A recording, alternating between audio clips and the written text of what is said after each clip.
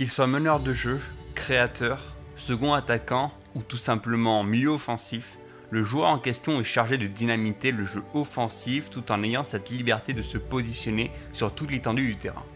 Pour cette saison 2022-2023, qui a été le meilleur créateur au milieu? Pour y répondre, nous allons nous appuyer sur 3 critères. D'abord, une note sur 10 concernant ses qualités techniques, dribble, passe, créativité, habilité à créer le danger, tout y passe. Ensuite, une note sur 5 si son équipe et lui-même a pu remporter des trophées collectifs cette saison. Et enfin, sa contribution numérique en termes de passes clés ou décisifs, mais aussi le nombre de projections avec le ballon. Voici le top 10.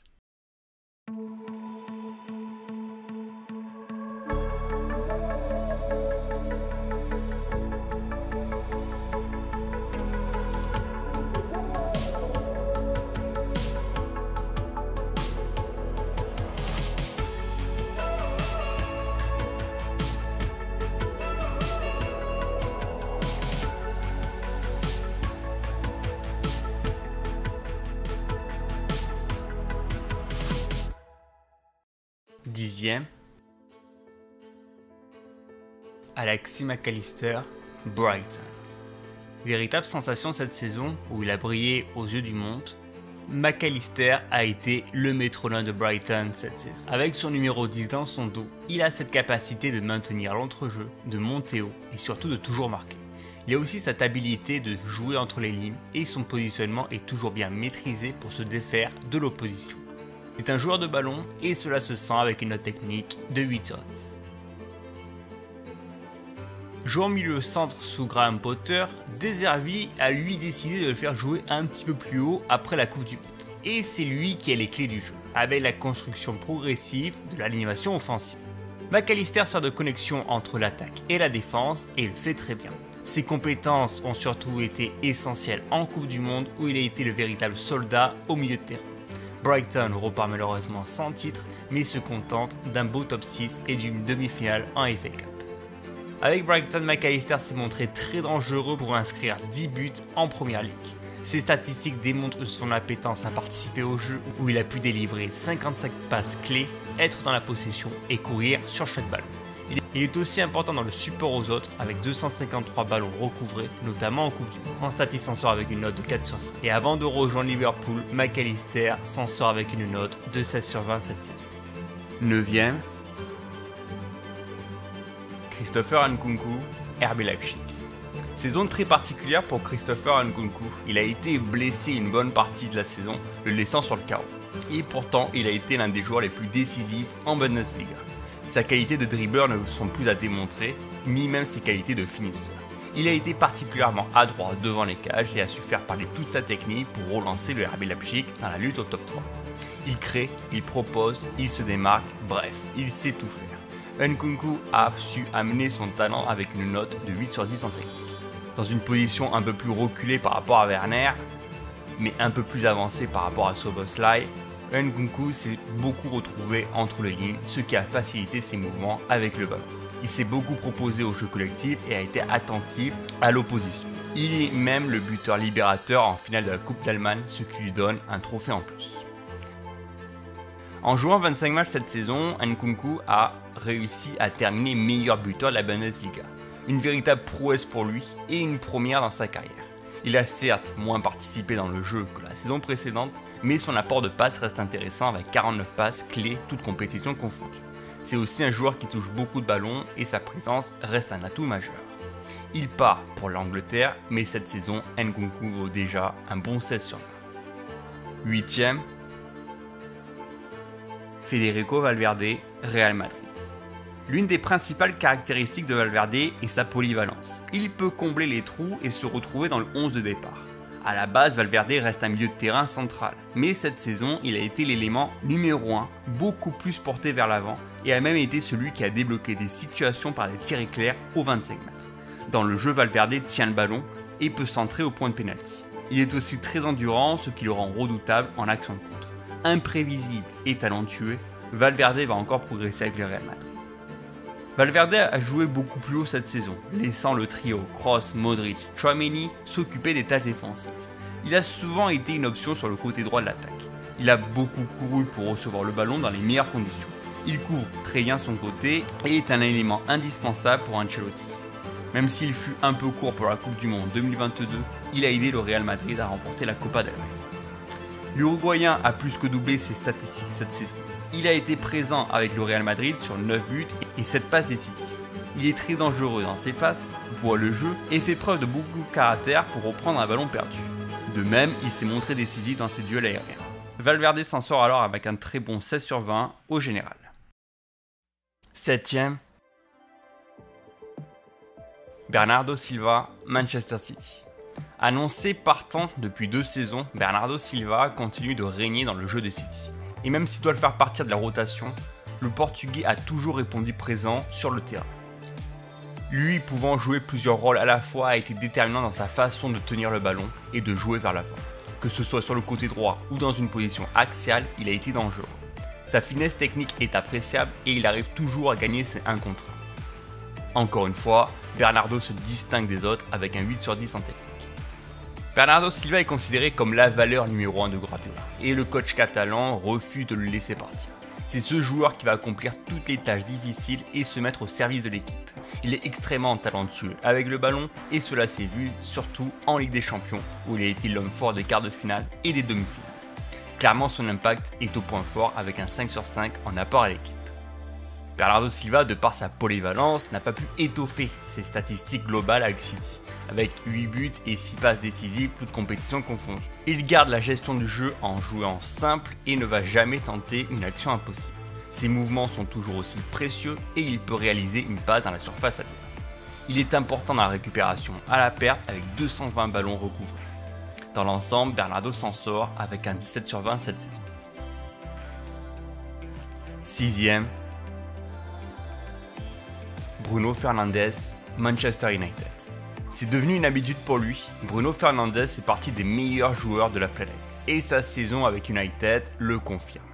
Il prend encore une fois une place importante dans le jeu collectif des Red Devils. De par sa facilité à faire les transitions entre l'attaque et la défense, son habileté à toujours monter haut et à se proposer aux abords de la surface. Il a cette vision de jeu qui excelle et qui ouvre la porte à de nombreux assauts offensifs. Alors oui, techniquement, Bruno Fernandes mérite un bon 9 sur 10. Le Portugais a beaucoup d'exigences envers lui-même, mais aussi envers le club. Il estime que United peut encore faire beaucoup mieux. Certes, l'équipe s'est accrochée au top 4 en Première Ligue, mais ils ont déçu en Europa League. Heureusement, son apport dans le jeu en Coupe nationale a servi à prendre la League Cup et accrocher une belle finale en FA Cup. Ses statistiques démontrent son véritable apport dans le jeu. Il a été dans toutes les actions offensives de son équipe. Il apporte une précision de passe et une envie de toujours jouer vers l'avant. Il est tout simplement le numéro 1 dans les passes clés délivrées avec 159 passes. C'est un distributeur de ballons et chaque occasion passe par lui.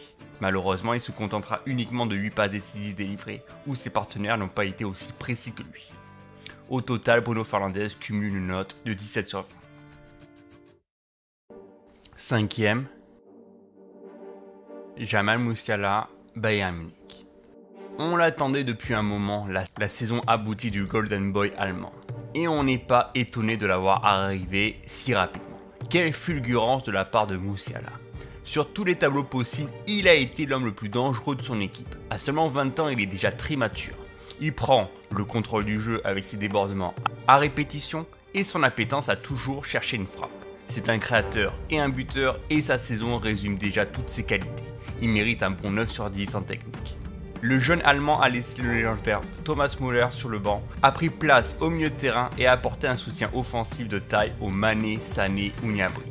Il a pris beaucoup de confiance et s'est reposé sur ses qualités pour faire la différence. Même si ce fut un peu court en Ligue des Champions ou en Coupe du Monde, il pourra toujours se dire qu'il est ce héros, buteur à la 90e minute pour donner le 11e titre consécutif au Bayern en Bundesliga. Auteur de 12 buts et 10 passes décisives en championnat, Musiala rentre directement dans l'équipe type de la compétition. Il a créé une bonne connexion avec ses coéquipiers avec une volonté de jouer le jeu vers l'avant. Il se projette et est surtout un excellent dribbleur avec ballon où il réussit une fois sur deux chacune de ses tentatives. En stats, c'est un bon 5 sur 5. Musiala n'a pas fini de nous éblouir et se contente d'un excellent 18 sur 20. 4ème, Martin Odegaard, Arsenal. Annoncé comme un crack à l'âge de 16 ans, Odegaard a répondu aux attentes au fur et à mesure des années. Et aujourd'hui, à 24 ans, il est le capitaine de Arsenal. Il est ce véritable leader au milieu de terrain qui ne va pas hésiter à prendre l'espace pour se proposer dans l'animation offensive. Ses mouvements sont très intelligents et il est très facile de jouer avec lui. Techniquement, il est très habile avec le ballon et peut éliminer son vis-à-vis. Il a aussi cette faculté de toujours lancer un partenaire en profondeur et accélérer les phases offensives. Il est très fort et techniquement, il mérite un 9 sur 10 cette saison. Capitaine exemplaire, participant à tous les matchs de la saison en Premier League, il a fait preuve de beaucoup d'envie pour exceller et donner une chance à Arsenal de concourir en Premier League. Malheureusement, la lutte finale n'a pas abouti et les Gunners ont dû lâcher des points importants. Odegaard n'a pas toujours su trouver la faille dans les matchs décisifs. Néanmoins, l'équipe se contente d'une belle deuxième place en Première Ligue. Il était déjà flamboyant la saison précédente, mais cette saison, il a passé un cap. Déjà, il s'est permis d'être le meilleur buteur en Première Ligue en tant que milieu de terrain avec 15 buts et a adressé 7 passes décisives. Il est aussi l'un des meilleurs dans la transmission de passes vers l'avant avec 290 passes progressives et 85 passes clés, toutes compétitions confondues. Il sait tenir le ballon et cela se ressent. En attendant la saison prochaine, Odegaard récolte déjà un 18 sur 20. Troisième, Antoine Griezmann, Atlético Madrid. La saison 2022-2023 a été celle de la rédemption pour Antoine Griezmann. Lui qui a été décrié à son retour à l'Atlético, a été l'un des meilleurs joueurs de l'Atlético, si ce n'est même le meilleur joueur de la Ligue. Dans un rôle plus axial, derrière l'attaquant, il a été libre de ses mouvements et a entretenu le jeu à sa manière. Il a su distribuer les ballons, créer le danger et apporter du mouvement. Mais Griezmann, c'est aussi un excellent joueur qui va se mettre au service du collectif. Il ne va pas hésiter à redescendre bien bas pour récupérer la balle et apporter un soutien sans faille. Techniquement, Griezmann a été dans tous les bons coups avec un 9 sur 10. Après un démarrage compliqué, l'Atlético et Griezmann en tête ont réalisé une deuxième partie de saison tonitruante. L'équipe s'est fortement adaptée au rythme imposé par le Français et s'est comportée comme une véritable unité sur le terrain. Dommage que l'Atlético s'est effondré en Ligue des Champions. Pour Griezmann, il a aussi eu beaucoup de mérite en jouant un rôle de meneur avec les Bleus en Coupe du Monde. Il a apporté son dynamisme et son leadership pour être l'un des meilleurs joueurs de la compétition. Parmi les joueurs réussissant le double-double, c'est-à-dire 10 buts et 10 passes décisives en championnat, Griezmann fait partie de cette shortlist. Il a inscrit 15 buts et 16 passes décisives. Seul le numéro 1 de ce top fait mieux que lui, tout championnat confondu. En position reculée derrière l'attaquant, Griezmann va créer le danger et se mettre en position favorable pour adresser une passe. D'autant plus il est excellent dans la récupération de balles, ce qui le distingue des autres milieux offensifs. Griezmann s'est réveillé en deuxième partie de saison et mérite un 18 sur 20 au général. Deuxième, Kevin De Bruyne, Manchester City. Régulièrement cité parmi les meilleurs milieux offensifs, De Bruyne écrit petit à petit son histoire du côté de City. Il est titulaire indiscutable et est l'un des éléments fondamentaux de Guardiola. Il est intelligent, voit le jeu, anticipe les actions et se permet de casser le bloc adverse avec des passes précises ajustées. Il peut entamer une action à lui seul et la terminer en quelques secondes. Il a vraiment maintenu la dynamique offensive de City et son association avec Haaland a fait des merveilles. Techniquement, De Bruyne dispose d'un 9 sur 10.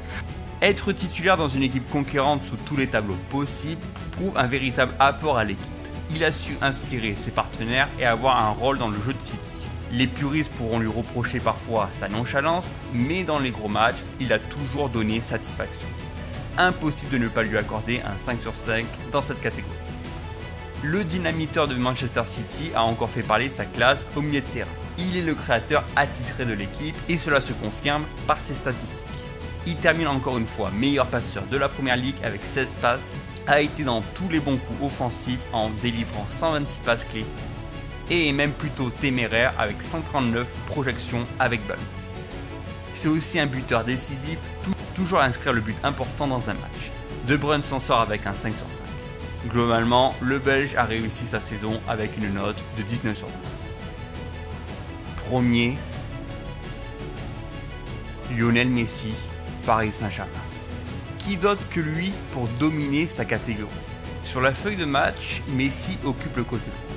Mais sur le terrain, Messi a tendance à beaucoup repiquer dans l'axe pour ouvrir le jeu à sa manière. Et balle au pied, c'est un régal. Il peut accélérer, dribbler dribbler, mais surtout illuminer le jeu par ses passes bien précises à destination de l'avant-centre. Il a été le métronome du jeu, quelle que soit l'équipe pour laquelle il a joué.